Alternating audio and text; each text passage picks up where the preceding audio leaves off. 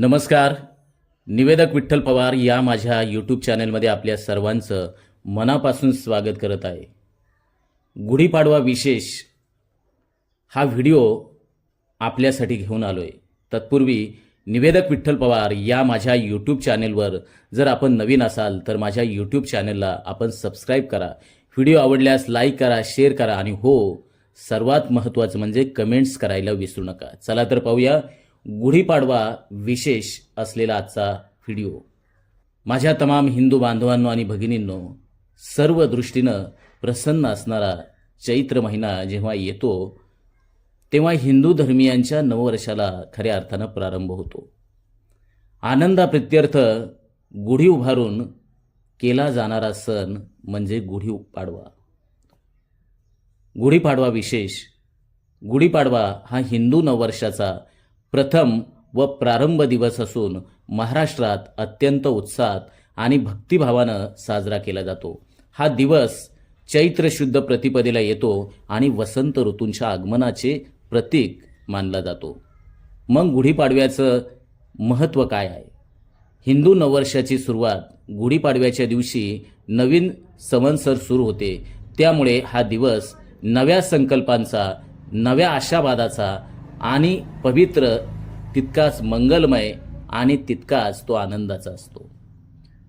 श्रीरामांचा विजय दिवस असं मानलं जातं की या दिवशी प्रभू श्रीरामांनी रावणावर विजय मिळवून अयोध्येत प्रवेश केला होता. म्हणून हा विजयाचा आणि आनंदाचा दिवस मानला जातो. शालिवाहन संवत्सर सम्राट शालिवाहन यांनी सत्तेची स्थापना केली आणि त्यांच्या स्मरणार्थ हिंदू कालगणनेत शालिवाहन शक सुरू झाले. निसर्गाच्या नवचैतन्याचा उत्सव गुढीपाडवा म्हणजे झाडे फुले बहरण्याचा, नवीन पिकांची लागवड करण्याचा आणि निसर्ग नव्या सौंदर्यानं फुलण्याचा हा काळ म्हणजे गुढीपाडव्याचा काळ. गुढीपाडव्याची परंपरा आणि सण साजरी करण्याची पद्धत. गुढी उभारणे. गुढी ही विजय आणि समृद्धीचं प्रतीक आहे. घराच्या प्रवेशद्वारासमोर किंवा आपण बाल्कनीमध्ये गुढी उभारत असतो. गुढीसाठी लाकडी काठीवरती रेशमी वस्त्र, सहसा केशरी, पिवळ्या किंवा हिरव्या रंगाचे बांधले जाते. त्यावर आंब्याची व कडुलिंबाची पाने, साखरेची गाठ आणि पुष्पहार लावला जातो.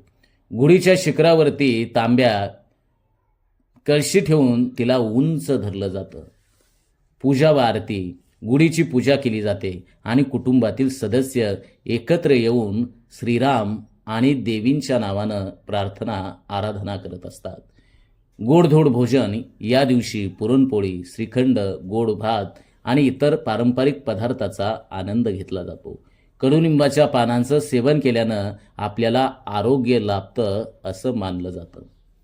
4. संक्रांतीसारखे औक्षण आणि उत्सव. काही ठिकाणी स्त्रिया आणि मुली पारंपरिक वेशभूषेत सजून गुढीला वंदन करतात. आपण सर्व देखील गुढीचं मनोभावे आपण दर्शन घेत असतो. समाजात विविध सांस्कृतिक कार्यक्रम आणि शोभायात्रा या दिवशी आयोजित केल्या जातात.